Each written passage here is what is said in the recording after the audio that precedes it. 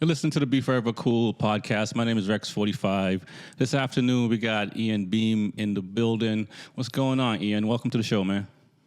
Thank you. Yeah, man. Long time watcher, first time participator. So cool to be a part of it. Thanks for having me on. All right, man. I appreciate that. And thanks for taking the time out and stuff like that.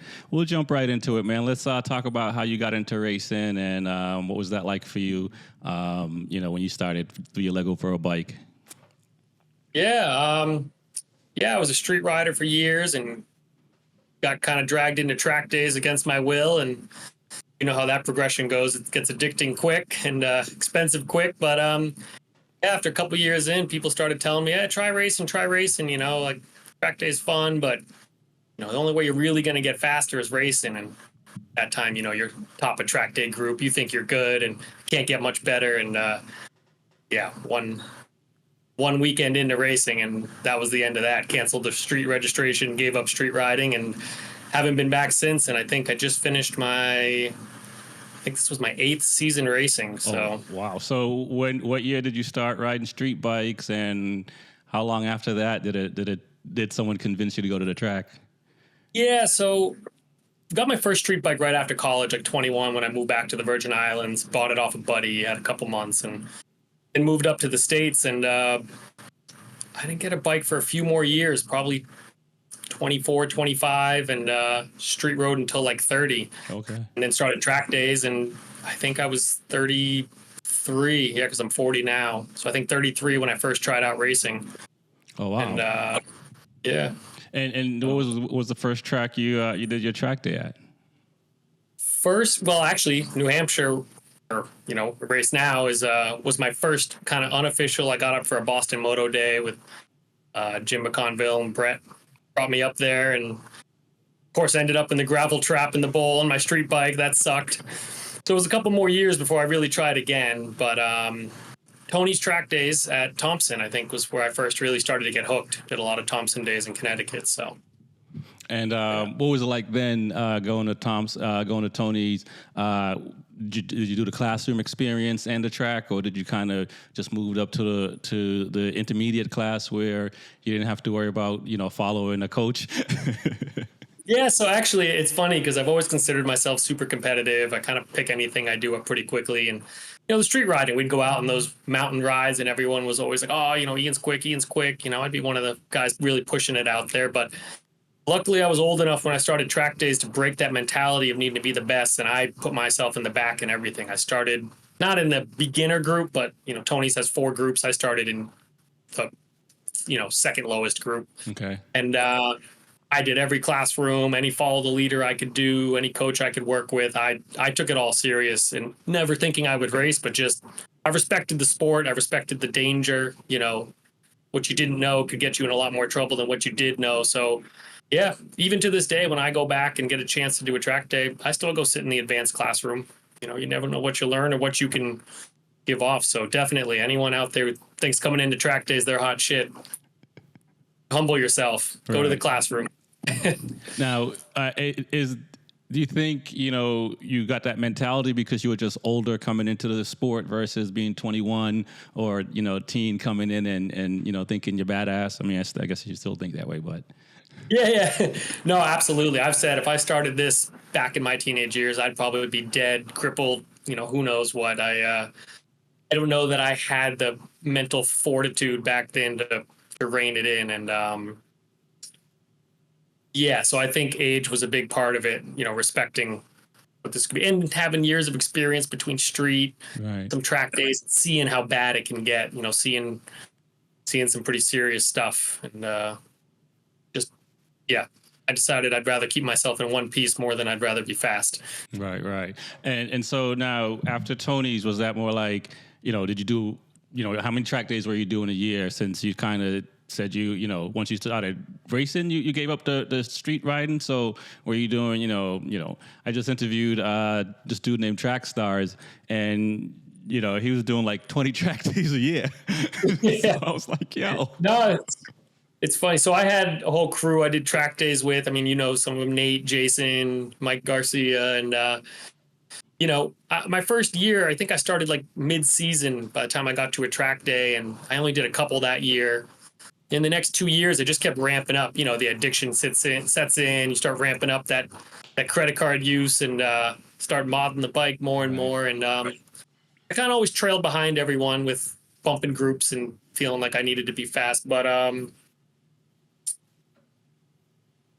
yeah, I think like kind of end of my second year and then into the third year, which was the year before I started racing of track days, I started traveling. We did pit race. We did NC bike, anywhere I could get to. I just started getting addicted to trying new tracks and started to pick them up quicker, the more experience you get. And going to pit race is what kind of sealed the deal for me getting into racing. So I finally got to go to pit last year for the first time. And I got to say, it's probably my favorite track so far. Yeah. VIR is second for me so far, but pit's top. Yeah. Now, getting in, so a few years into track riding, did you feel like you had enough and you wanted some more, so you wanted to go racing, or you just kind of, some guys invited you up to go racing and you just said, okay?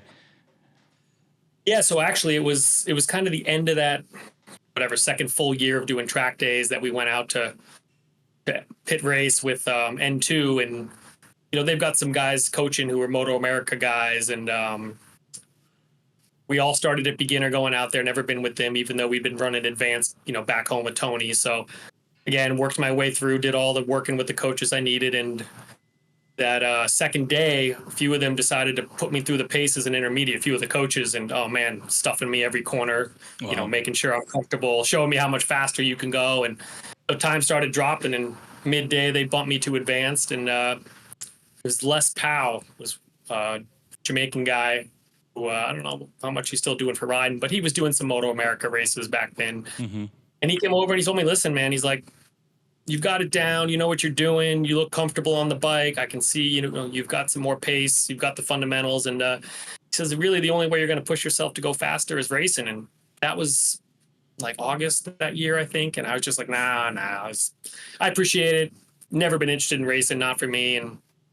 But it set the bug in my head. And by October, I think I had decided, all right, I'm going to prep the bike this winter. I'll go do one next year, and I'll get the cheaper track days just by getting my license. And, right. Yeah. Kind of talked yourself first into it back way. Yep. So I did my first weekend in April, made the amateur bump times, and in May I went down to or June, I think I went down to VIR for my first full amateur weekend, and wow, yeah, that just set it in even more. I was hooked. So yeah, haven't stopped since.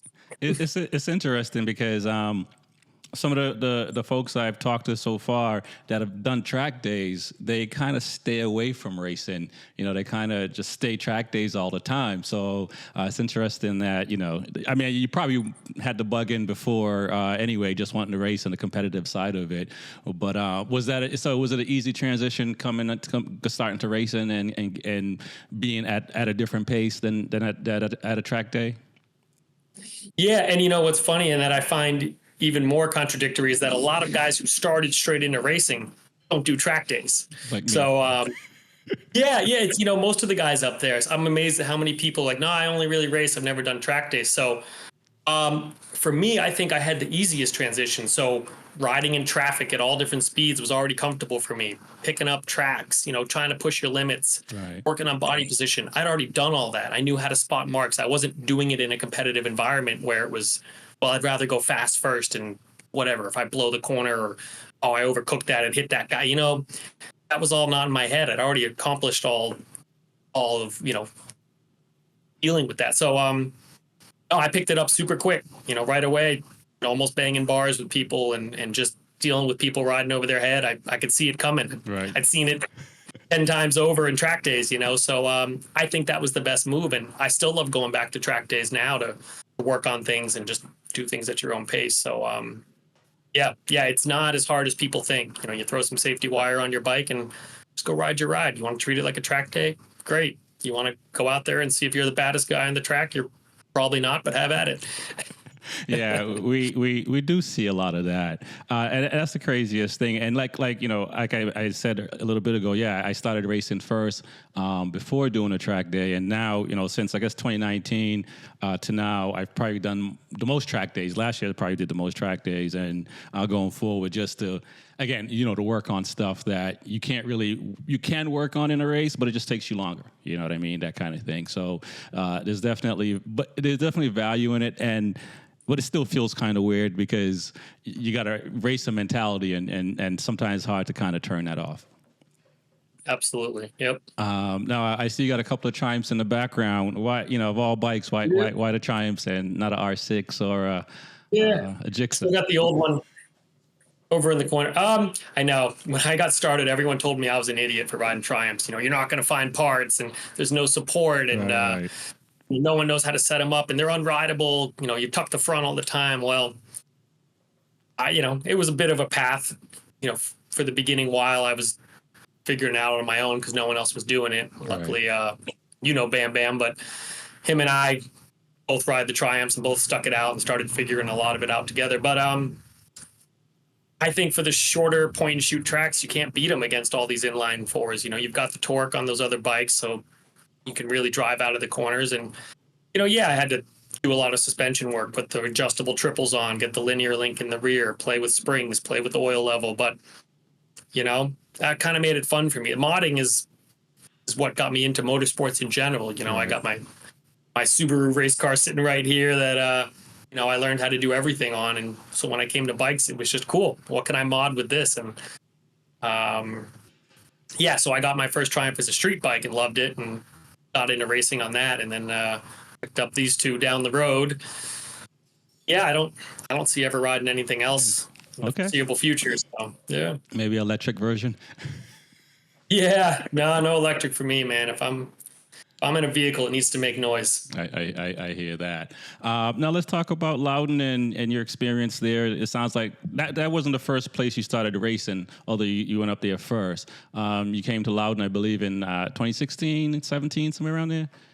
Yeah, 16 or 17. I keep forgetting which year, but actually strolled into your guys' garage. Yeah. Of all places, go figure. I find a Caribbean contingent in New Hampshire. So that's been real cool being with you guys ever since. You guys welcomed me in with open arms, and I think it was Will. Will brought me in. Yeah. And I just it's the closest track, so of course that made it easier to go to on a regular basis. But New Hampshire's just a different environment. I've done a lot of tracks now. You go to all these other tracks, and they all have their pros and cons. But the biggest difference is New Hampshire is the same people 6-7 rounds out of the year. Right. All these other ones, you do one here, you do one there, you're traveling all over, you meet different people, there's different locals. New Hampshire, it's all locals every time, pretty much. So you really form a family environment. And for me, I race against myself. It's all about my lap time. So if I can do the same track over and over, I can really figure out when I'm improving. Right. And what changes I'm doing are helping or hurting. And I've stuck it out ever since, and been doing full seasons for I think 7 years now. And that's what keeps me coming back, is more the family side of it than the racing. People love or hate the track. Right. I think it's great. I love technical tracks, bumps, whatever, different pavements, paint stripes everywhere. It just makes it another challenge for me, and that's why I'm in it. I love the challenge. So I know. I know you must have heard. I hear riders that if they've raced at Loudon, they're like never going back, like adamant about like never going back whatsoever. Which I find that to each his own. I'm a big fan of the track as well, and it's where I started riding, and I feel comfortable there. So.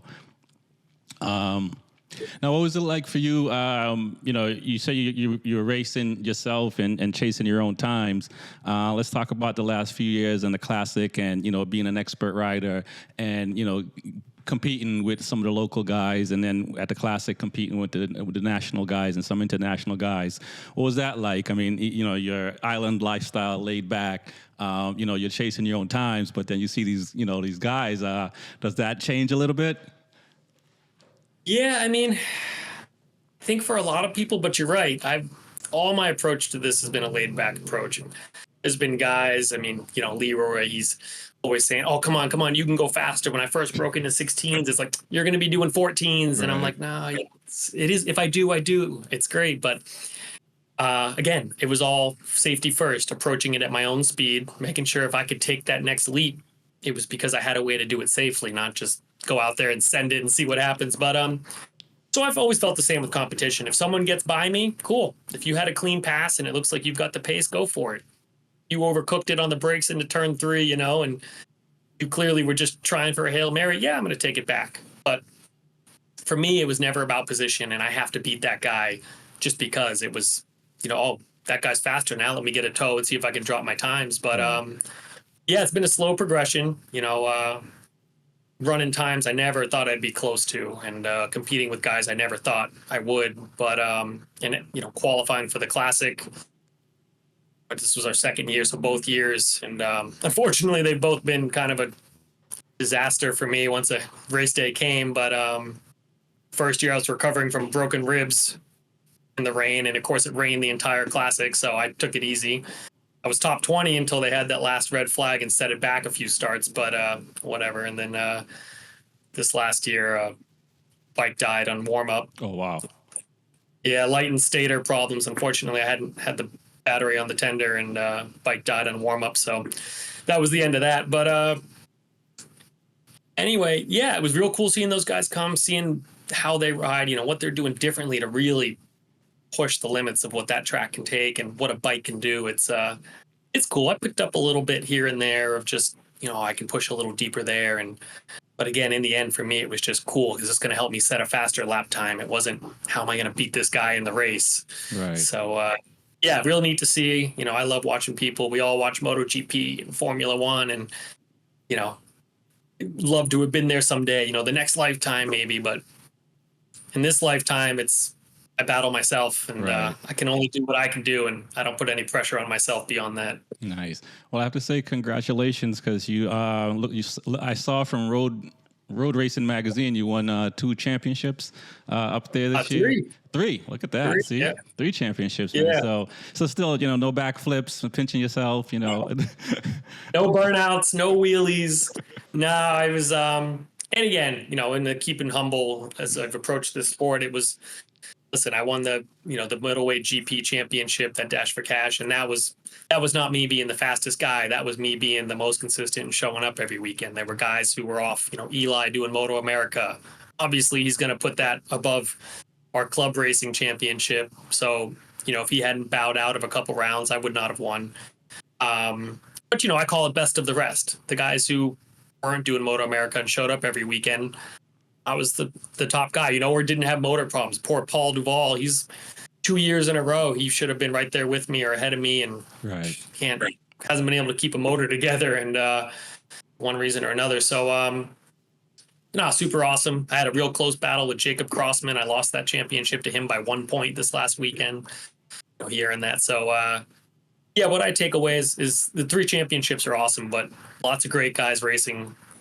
I've made a lot of friends up there, and the respect has just stayed race after race, no matter what. We all keep it clean. Right. No one's banging bars to get a position, and yeah, so that's my championships to me just show that I've stayed clean. I've done, what I needed to do and not rode over my head. So nice. And that's the way it should be for the most part. We definitely see riders that have come through with the Loudon or any other track, bang bars and take some prisoners, but no winners, right? Yeah, you got to finish to win. So my dad would remind me of that every weekend the last few rounds. It was you're not going to get points if you don't finish, which is the way I ride anyway. But it's exactly that. If winning is what matters to you, you got to tell yourself you're club racing. Right. Yeah. Plastic truck at the end of the day. If you're not 14 and trying to get a factory ride in the next couple of years, you got nothing to prove. No one's going to remember. So. Right. And, you mentioned Eli. When I had him on one of the shows, he mentioned the switch to turn on and off from club racing to Motor America is difficult because he got to do passes in Motor America that he wouldn't do club racing. So when he's club racing, it's hard to turn that off. And some would say sometimes he may forget. Yeah. Oh no. And listen, I've been on the receiving end of that from Eli, and yeah, when he was just getting started out in his little bit earlier days, a few years ago, he would ride his motard in the middleweight GP, and kid was a monster on that. I mean, he's running the same times I was with. I had 100 horsepower more than him almost, but yeah, he had that Moto America mentality of swerving on the straight to keep people behind you, but we had a 30, 40 mile an hour top speed difference, and that almost ended badly. But that was a wake up call for him, and he took that to heart. And you see it. I see how he rides when I'm out there with him on track, and then I see how he rides on TV when he's at Moto America, and he's a different animal, and that's real cool that he's learned to do that. And for us club racers, I have that same mentality when I go back to a track day, even not being an aggressive rider. I don't need to make every pass. Sure, I can pit in if there's a bunch of people ahead of me. Like you gotta have that switch. And I'd say that's important for the club racing. Just remember, at the end of the day, we're all going back to work on Monday. We've got families, That's it. Worth it. Now let's talk a little bit about training. You do a lot of riding. You're pretty fast. What is your training regimen like? That's the funny part, is it's non-existent.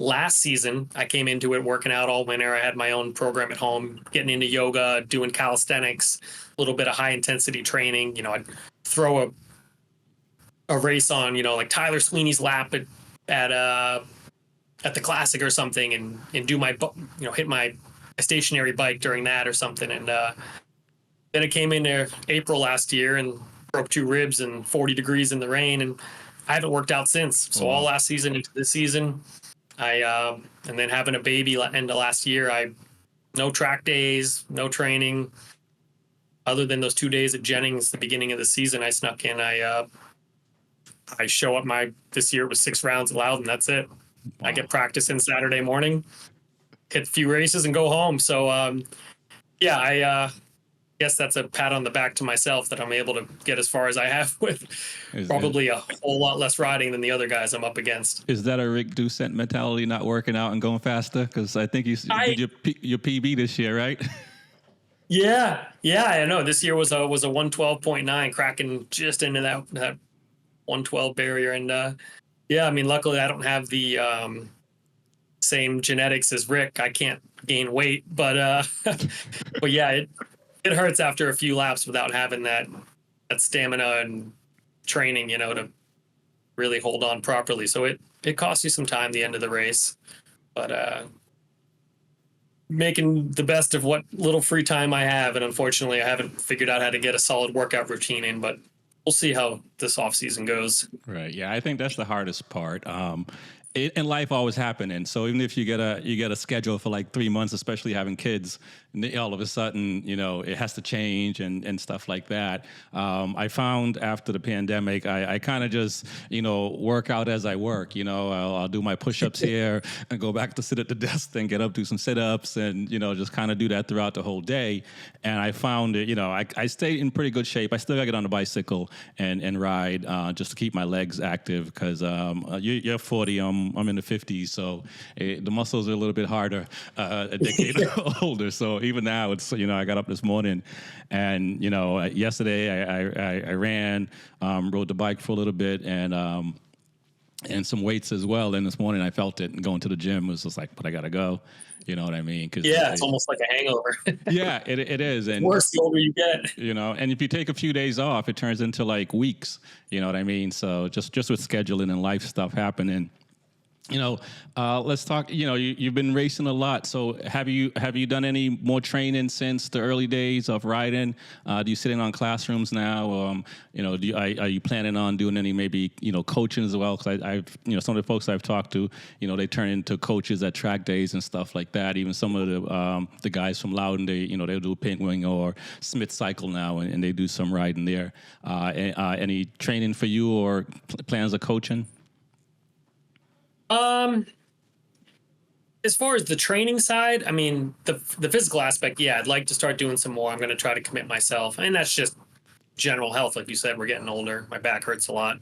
So if not just for motorcycle racing, for my own comfort in day-to-day life, yeah, I want to get that in. As far as training for riding and working on things. I've done a lot of that the last several years. I mean, even down to watching close-up slow-mos of MotoGP guys and where's their foot position and all that. So, a lot of guys will tell you I've got great body position. I really focus on being light on the bars. So I think a lot of that stuff I've checked off. It's a muscle memory thing for me now where I just kind of go out and do it. So I don't have much of that I'm trying to work on. And as for coaching, I kind of left that up to everyone else. I figured if someone asked me someday, great. A couple years ago, I got a chance to do some coaching for Penguin down at Homestead. That was my first official time doing it. And that was a lot of fun, having people come running over to you to ask questions or wanting to work with you.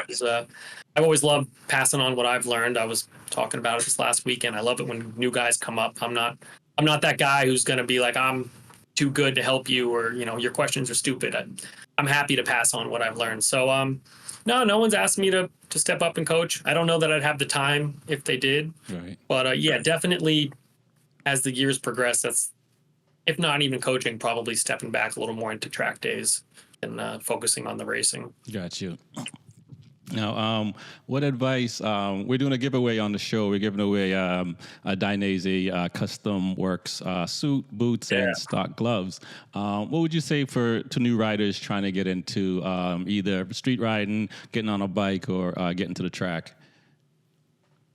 Oh, man. Well, I've talked to a couple people who have decided to pick up street bikes recently. And first thing I always tell them is don't think a track day is unattainable. Like you start to talk to them about it. Oh, it's so much money. It's not. Someone can help you. You can borrow a suit. You can find some used ones from a lot of these manufacturers, secondhand or, ones that didn't fit.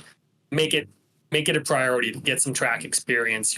You'll learn more than just the laps you put in on track, You're going to work with people there, talk to people. They're going to give you little tips and tricks. And most of them started on the street. Right. So they'll help you figure out how to progress. And, I've chipped in to help some guys do races who were street guys just trying to do what they could with what they had. And, tons of us are happy to help. And other than that, just remember at the end of the day, you've got a lot less protecting you on two wheels than you do in a car. And things happen quick, and no matter how good you think you are, a lot of it's out of your control. So, like I said, I gave up street riding. I haven't looked back. I don't regret it. I don't miss it.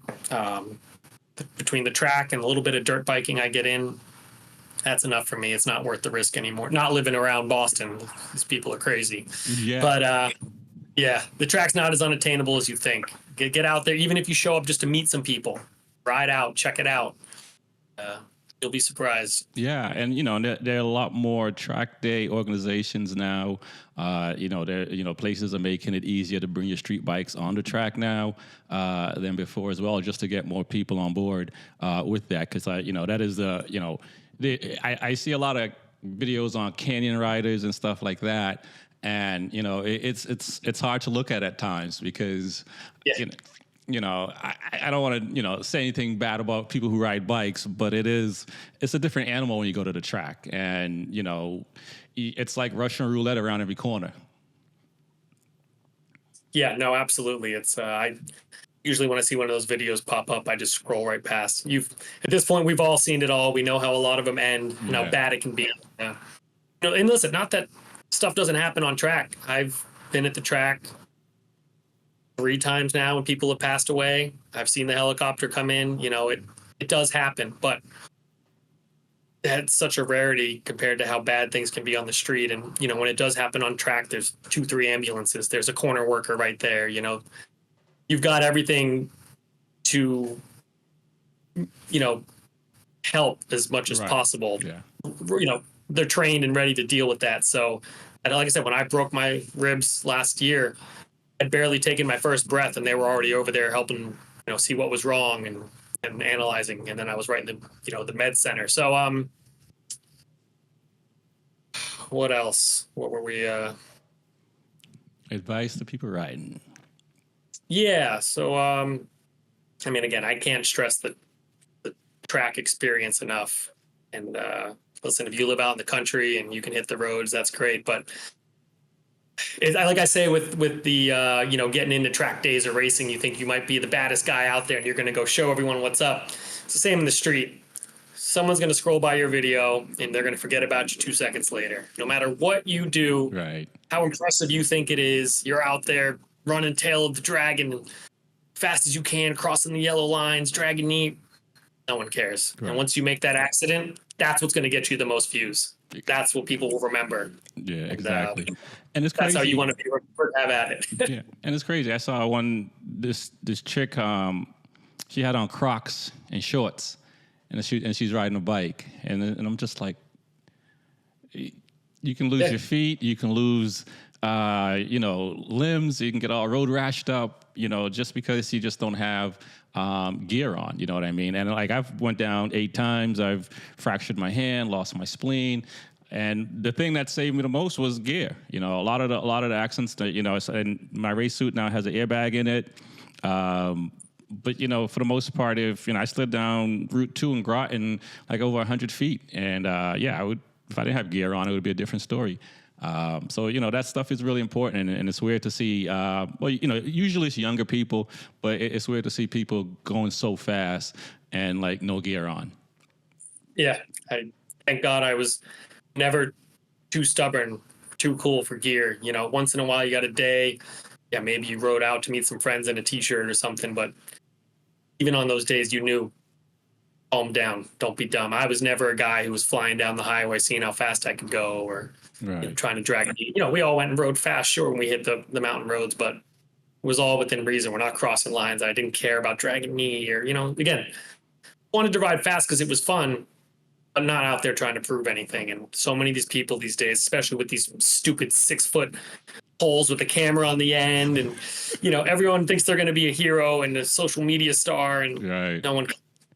Calm down, just enjoy. Do what makes you enjoy it, and do it safely so you can do it again. I've had a ton of crashes. This was actually my first year between track and racing. I think that I had never had a crash, so that's what mattered most to me. I was started to say at the end of this weekend, afraid to jinx it, but keeping everything shiny for the year is my biggest accomplishment. And going fast. Yeah, be smart. Yeah, of course. That's second. Yeah. I say fun first, safety second, speed third. If you're not having fun, you shouldn't be doing it. And if you're going to do it safely. That makes sense. That makes sense. Before I let you go, man, you want to shout out any of your sponsors? Yeah. I got some great people that have really helped me out a lot. Some have been with me from the beginning. Heroic Racing Apparel, doing my custom gloves and suit, always dead on. Finest Dips, it's hard to see, but it's got this awesome, this is my second switch from the black and gold to the green and black, and it's all got a cool pearl dip in it, all plastic dip, and you wouldn't know. So he's been sponsoring me since the beginning. Henshaw Racing Motors, he's built me some awesome motors. This Tim Hogan, this guy here, he's been doing all my suspension the last few years, and that's been about the biggest change I've made. That's really helped me speed up. Pirelli, of course, in my opinion, best tires in the business. There you go. Even some other guys still rocking those Dunlops. Secretly, they're telling me they wish they could be on Pirellis. They've tried them. They like them. So stick to them. Vortex hooking me up with chain and sprockets. Rick's Motorsport Electrics getting me the stators and starter motor when mine failed a couple years ago. Mint Moto did an awesome graphics on my helmet this year. Check him out if you want some cool graphics. Reese, R-E-B, he did all the graphics on the bikes, the number plates. AK Race Fab making me lots of cool parts. I've got some lap timer bracket and nice steering stops and cool shit. And let's see who else. I think that's I think I covered up the gist of it. For the most part, sponsors for me are people that want to help me. They like what I'm doing. They like that I spread the word. I don't go out looking. Right. And, so the people that helped me really wanted to help, and I appreciated it. It means a lot. And, of course, my family are supporting me and letting me do it, especially with the little baby running around. And, it's been awesome. And you guys, all the Center Garage 4 crew for bringing me in and accepting me all those years ago. And here we are now. Here we are, man. It's been a fun ride so far. Hopefully we're getting a few more decades. I hope so. It's getting harder for sure. Is the little one gonna get a little dirt bike? Is biking in his life? Yeah, I got my little 90. We'll get something. I actually just staring at it here. I got a little McLaren F1 electric car that I can control. We'll start him in that now and see how he does riding around the neighborhood. But yeah, I'm gonna give him all the opportunities I wanted when I was young. He'll have go-karts and bikes and we'll see. Who knows what we'll get into? Yeah. But You adopting any more kids, like a 50-year-old? yeah, yeah. We'll see how it goes. There's going to be no pressure from me. I mean, I started this late. As long as they're having fun and have access to the things, that's the biggest part. And, I think, like you just said, you started this late, I started it late, to give them the opportunity to start young, but also not just give them the bike and let them run free, to teach them and hone their skills and grow with their knowledge, you know what I mean? Or go fast with their knowledge and stuff like that. So, no, it's pretty awesome, man. I want to thank you for coming on. I really appreciate it, man. Absolutely. Thanks for having me, bud. I appreciate it as well. Ian Beam. Peace.